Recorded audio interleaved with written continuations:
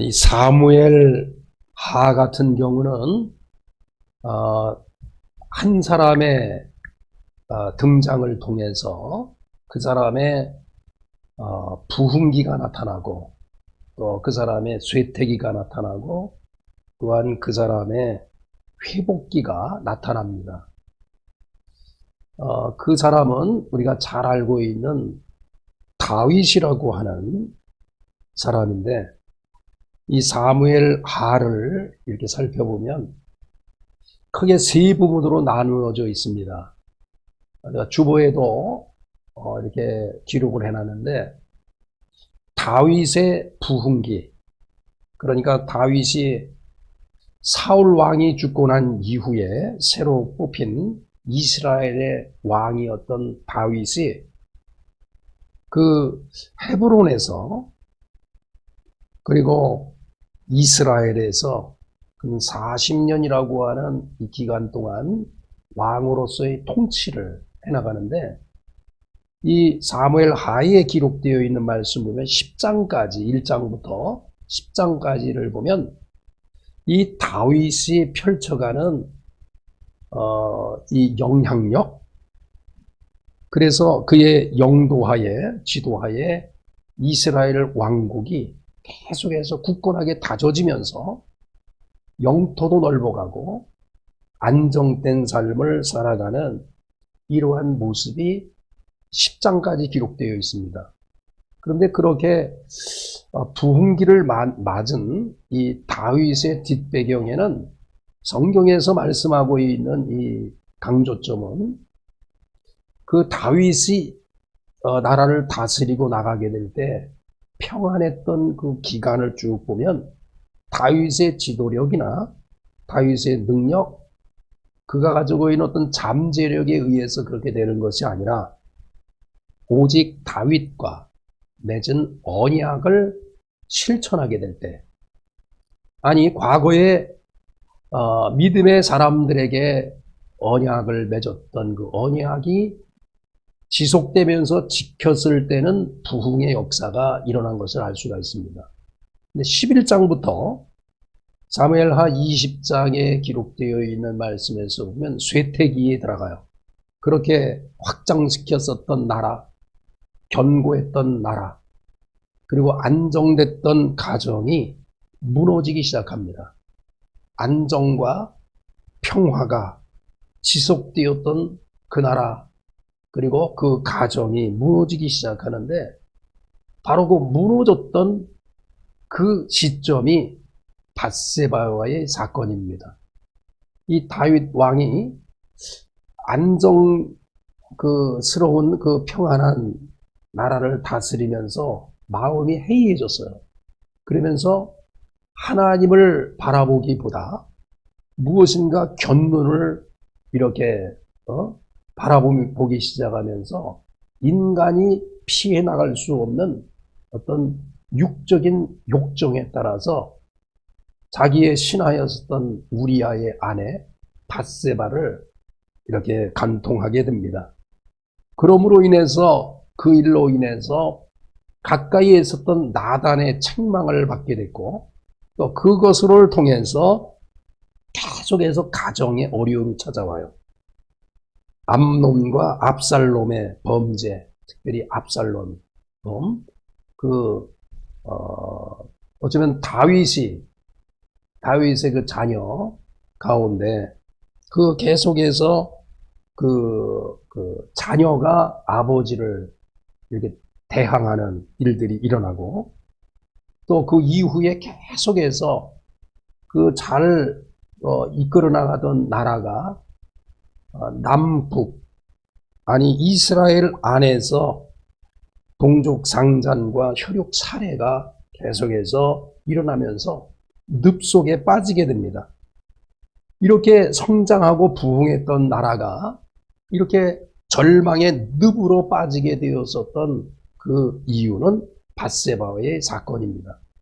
그런데 이 절망스러운 이 정치적 기간이 마무리가 됩니다. 그러면서 21장부터 마지막 24장까지의 내용을 보면 다시 무엇인가를 회복해요. 그런데 우리가 이 사무엘 하에서 우리에게 교훈하는 메시지가 무엇이냐면, 왜 다윗이 나라를 다스리고 이끌어갈 때 처음에는 부흥기였다가 왜 쇠퇴했는가? 이 쇠퇴한 이유가 있지 않겠습니까? 거기에는 언약의 불신, 그리고 언약을 지키지 않은 키워드가 그 안에 있는 거예요. 그런데 절망의 늪에 빠져서 가족이 산산조각 나고 나라가 산산조각 나야 될 수밖에 없는 그 상황 속에서 다시 회복을 해요. 회복기에 들어가게 됩니다.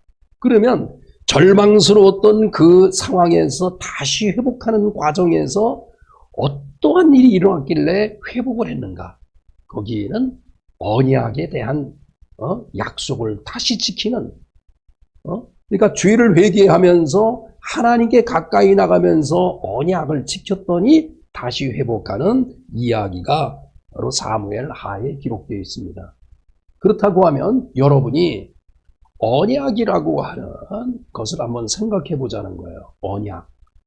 여러분이 언약이 지금의 언어로 이렇게 생각해 보면 계약, 약속, 아마 약속보다는 계약이라고 하는 말이 훨씬 더 성경에 가까운 이런 그 느낌을 가질 수 있는 이런 낱말이라고 볼 수 있어요. 여러분, 계약을 맺을 때, 언약을 맺을 때 보통 사람들과의 계약은 어떻게 맺나요? 보통 계약을 맺으면 집을 사거니 팔거니 할 때 매도인과 매수인이 계약을 맺으면 어느 정도의 평등 계약을 맺는 거예요. 그러니까 매도인도 어느 정도 만족하고 매수인도 어느 정도 만족하는, 쌍방이 그래도 어느 정도 만족한 평등의 계약을 맺는 거예요. 그런데 이 사람과 맺는 계약 가운데 이렇게 평등 계약도 있지만은 불평등한 계약을 맺기도 해요. 그 계약은 어느 때 일어나냐면 강자가 약자에게 무엇인가를 빼앗으려고 할 때 이런 불평등 계약이 있습니다.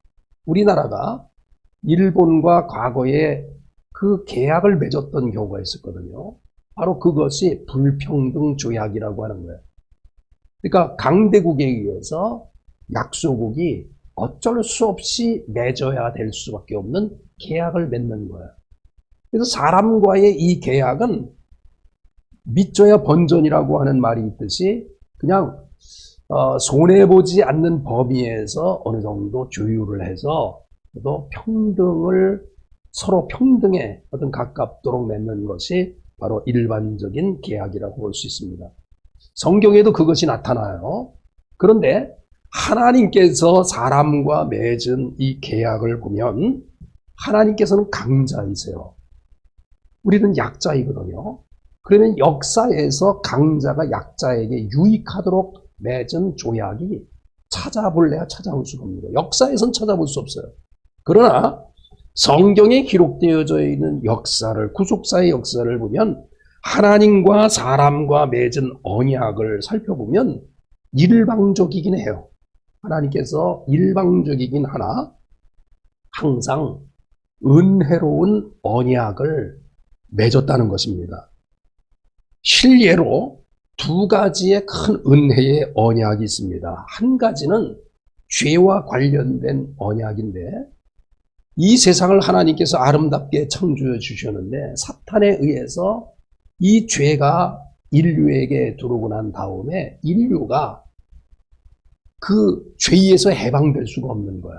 그래서 수없이 많은 메시지를 그 선지자를 통해서 외쳤건만 돌아오는 듯 하다가 등 따스우면 다시 되돌아가고, 또 되돌아갔을 때 하나님의 심판, 압제가 있으면 다시 돌아오고, 이런 역사가 사사기의 역사고 또 사무엘 상의 역사이기도 합니다. 그러니까 죄에서 노임을 받을 수가 없는 거예요. 그런데 하나님께서 인간과 맺은 언약 가운데 구약의 역사를 살펴보면 일방적이긴 하나 죄의 용서에 대한 은혜의 언약을 맺으신 거예요. 이것은 일방적이에요. 강자가 약자에게 언약을 맺었는데 은혜로, 그러니까 그 약자에게 유익이 될 수 있도록 이렇게 언약을 베푸셨습니다.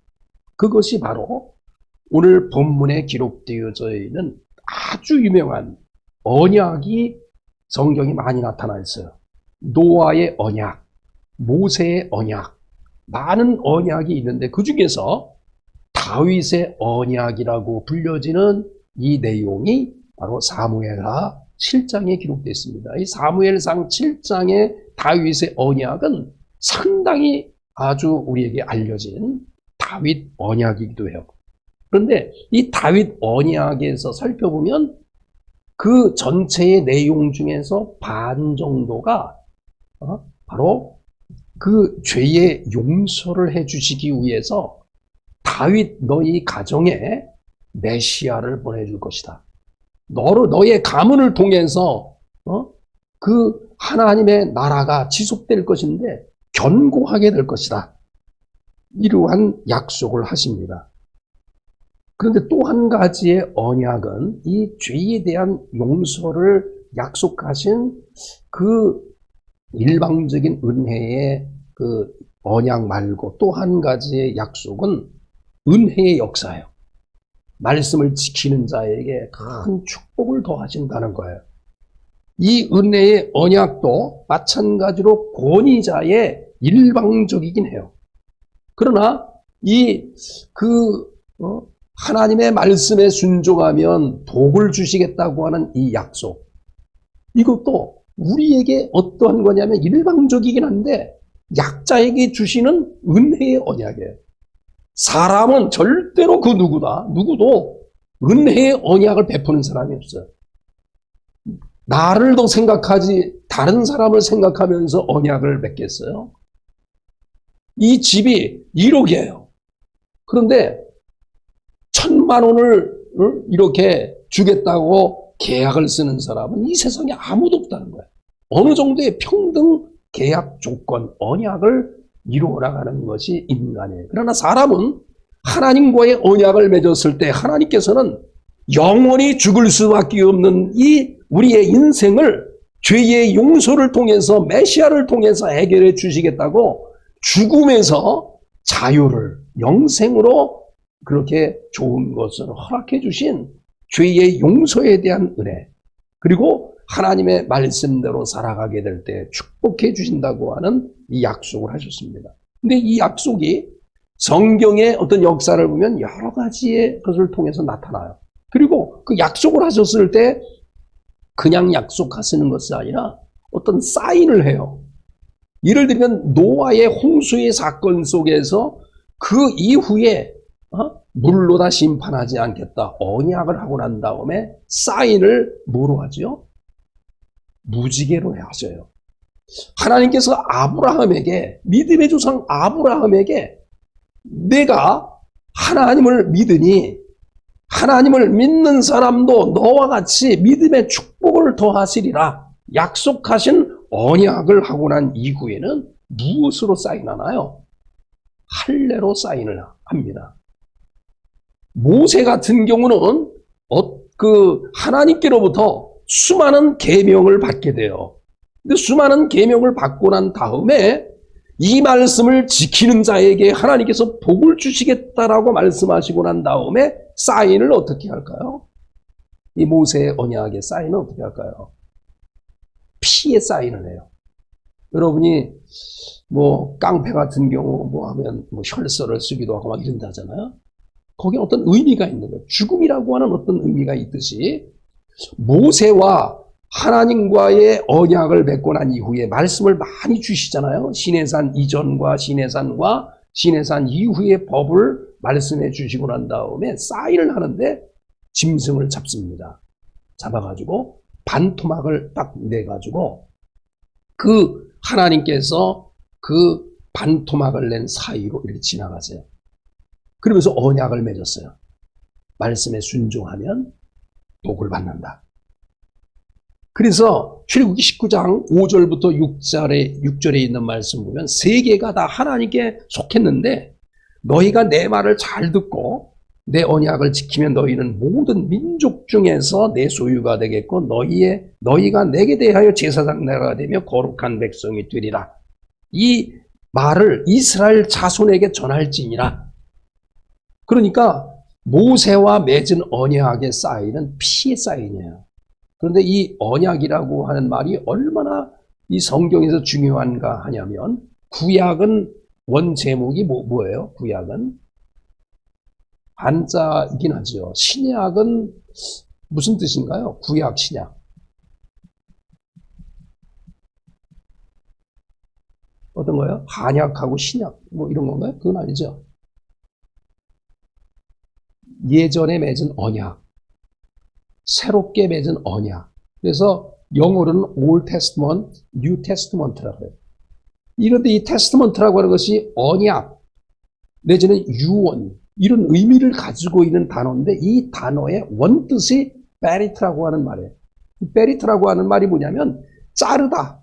그러니까 언약을 맺을 때에 무지개로 사인을 하기도 하고 할례로 사인도 하기도 하지만, 최고의 사인 바로 뭐냐면, 여러분이 언약을 맺을 때 약속도 하고 뭐 다 하지만 최고의 사인은 어떤 사인이에요? 우리나라에서, 세계에서 우리나라 같은 경우는 최고의 사인은 인감이에요. 인감 도장을 딱 찍으면 그게 최고의 사인이 되듯이, 언약을 맺는 가운데 여러 가지 사인이 있지만 피의 사인, 짐승을 잡고서 그 피로 맺은 그 사인은 바로 어떤 걸 의미하냐면, 이 언약을 지키지 아니하면 어떻게 되는 거예요? 이 동물과 같이 두토막이 나리라. 그래서 벨리트라고 하는 말이 바로 잘려지다, 끊어지다, 이런 의미를 가지고 있는 것입니다. 그런데 오늘 본문에 있는 말씀에서 보면 이 두 가지의 계약이 다 나와요. 이 두 가지의 계약이, 하나는 죄의 용서에 대한 은혜의 계약도 나오고, 말씀에 순종하면 복을 받는다라고 하는 이 계약도 나와요. 그러면 거꾸로 말하면, 말씀에 순종하지 아니하면 어떻게 된다는 거예요? 저주를 받는다. 이것은 인류 역사 속에서 역사를 살펴보면 하나님의 살아계심을 알 수 있는 겁니다. 과거의 역사부터 지금의 역사까지 역사를 살펴보면, 아, 하나님은 살아계시다 알 수 있는 거예요. 양심을 통해서 하나님의 살아계심을 알 수 있는 거예요. 양심을 통해서. 나쁜 짓을 하면 양심이 우리를 호소해요. 역사를 보면 잘못하면 하나님의 징계를 받은 역사가 증명이 되는 거예요. 근데 오늘 본문에 있는 말씀 보면 1절부터 오늘 본문에 있는 말씀까지 내용인데, 중간에 본문을 잘랐습니다. 12절부터 17절. 그러면 1절부터 그 11절까지의 내용은 어떤 내용이냐면, 이 다윗과 하나님과의 언약을 맺은 이 배경에는 대략 이런 이야기예요. 언약의 상징인 언약궤를 바로 전투에서 이미 사울에게 있어서 빼앗겼었던 이 법궤, 언약궤를 이 다윗이 찾아오게 돼요. 근데 찾아오는데 그 감격이 너무 커가지고 춤을 추지요. 그리고 그 감격이 얼마나 더했는지 의식을 가져요. 이거 보통 일이 아니야. 이 언약궤를 찾은 것은 보통 일이 아니야. 그래서 그 사무엘하 6장에 보면은 언약궤를 찾아올 때 6보를 걸어가고 제사를 지내고, 또 6보를 걸어가고 제사를 지내는 이러한 방법으로 언약궤를 이렇게 찾아오게 됩니다. 여러분이 옛날 사람들은 사람이 죽었을 때 상여를 메고 산으로 보통 가잖아요. 그러면 상여로 갈 때 이 사람들이 직진해서 쭉 가든가요? 우리 어린 사람들은 잘 모를 수도 있는데, 상여라고 그래서 이렇게 그 시신을 담은 이 궤짝이 있잖아요. 그거를 예전에는 이게 긴 나무를 이렇게 대가지고 꽃가마로 해가지고 묘터로 이렇게 가게 됩니다. 그러면 사람들이 직진하나요? 어때요? 가다가 서지요, 일단. 쓰고 난 다음에 뭐예요? 상여를 메고 가는 사람이 돈을 달라 그러죠. 돈을. 여비가 있어야 간다고 돈을 달라 그래요. 그래서 또 몇 발자국 가다가 또 서요. 왜 쓰는 건가요? 이 사람이 저기 가려면 노잣돈이 부족하다는 거예요. 또 더 달라고 합니다. 그래서 가다가 쓰고 가다가 쓰고 이래서 갈 때까지 돈을 많이 받죠. 약간 이런 개념으로 생각하면 돼요. 반대 개념이긴 하나 이 언약궤가 얼마나 소중한지 이것을 예루살렘으로 이렇게 오는 가운데 6발자국 가서 제물을 드리고 이게 보통 일이 아니잖아요. 그런데 이런 과정에서 언약궤가 그 이방 나라에 빼앗겼다가 그 자기 나라로 이렇게 도착해서 왔을 때 다윗의 심정이 어땠었냐면 이방 나라에 빼앗겼던 언약궤를 모시고 있는 장소를 마땅히 보니까 지금 말하면 텐트에다가 보관이 하는 거예요. 성막. 근데 자기가 살고 있는 집은 왕궁으로서 너무 화려한 거예요. 그러니까 자기가 결단을 해서 가까이에 있었던 나단 선지자를 찾아가서 내가 이렇게 해서 내가 사는 집은 화려한데 이 언약궤를 모시고 있는 곳이 너무 초라하니 성전을 짓겠습니다라고 이야기했을 때 나단은 허락을 해요. 그러나 그날 밤에 하나님께서 아니다. 나는 내가 이스라엘 백성들 그 어느 지파에게 어느 사람에게 나를 위해서 성전을 지으라는 얘기 하지 않았다. 이유를 쭉 설명합니다. 그런데 그 조건 속에 다른 성경에서 살펴보면 다윗의 피를 하나님이 기억하시는 거예요. 확장시키면서 많은 피를 흘려서 사람을 죽이기도 해서 그 피를 기억하고 있기 때문에 다윗에게는 허락하잖아요. 다윗의 아들 솔로몬에게 그 성전을 지을 수 있도록 허락을 해요. 그러나 하나님께서 나단에게 그러나 그 마음을 내가 귀히 받았으니 그 너의 가문을 통해서 다윗의 가문을 통해서 지금 창세기부터 계속해서 내려오는 그 메시아에 대한 그 약속을 너의 가문을 통해서 이루겠다. 그러니까 성전을 짓겠다라고 하는 순수한 마음을 보시고 하나님께서 약속을 하세요. 그러니까 너의 가문을 통해서 하나님께서 죄의 용서를 너의 가문을 통해서 메시아가 나오는데 그 메시아를 통해서 바로 죄의 용서를 해주시겠다라고 하는 이러한 죄의 용서에 대한 은혜의 이 계약을 언약을 맺습니다. 그것이 바로 13절까지의 내용이에요. 그래서 왕위를 지속하게 해주겠다. 그래서 여러 가지 어려운 상황 속에서도 그 하나님께서는 다윗의 왕조를 단일 왕조로 이렇게 이어가심으로 인해서 나중에 그 가문을 통해서 메시아를 보내게 되죠. 큰 은혜의 계약이 아닐 수 없어요. 그러나 오늘 본문에 있는 말씀은 그것과 다른 또 하나의 계약이 있다고 말씀을 드렸죠. 바로 말씀에 순종하면 복을 받고 불순종하면 저주를 받는다라고 하는 이 모세와 맺은 그 언약이에요. 모세와 맺은 언약은 피로 맺은 언약이기 때문에 이것은 강력함이 얼마나 큰지 몰라요. 이것은 그 모세와 맺은 언약 이후의 역사를 살펴보면 죄에서 살아가는 죄에서 살아가는 나라는 멸망했고 그렇지 않은 나라는 흥했던 것을 알 수 있어요. 이거는 인류 역사에서 증명이 되는 거예요.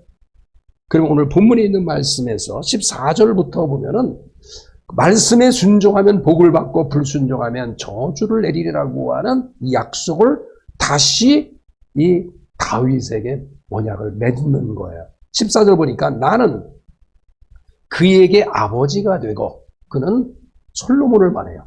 다윗 너에게 성전을 허락하지 않지만 아들에게 내가 허락하겠다. 그래서 나는 솔로몬에게 아버지가 되고 또 솔로몬은 나의 아들이 되리니 그러나 아들이 된다. 그러나 만일 죄를 범하면 내가 사람의 매와 인생의 채찍으로 징계하겠다. 지금 이 다윗뿐만 아니라 그 후손 이스라엘의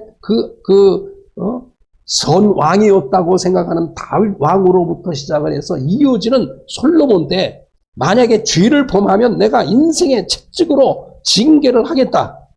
그러나 15절을 보니까 너 때문에 아버지 다윗의 선한 그 통치로 인해서 내가 내 앞에서 물러나게 한 사울에게서 내 은총을 빼앗은 것처럼 그에게서 빼앗지는 아니하리라. 그러니까 죄를 져서 매를 때리고 채찍을 가게 했지만 왕권은 내가 거둬들이지 않겠다.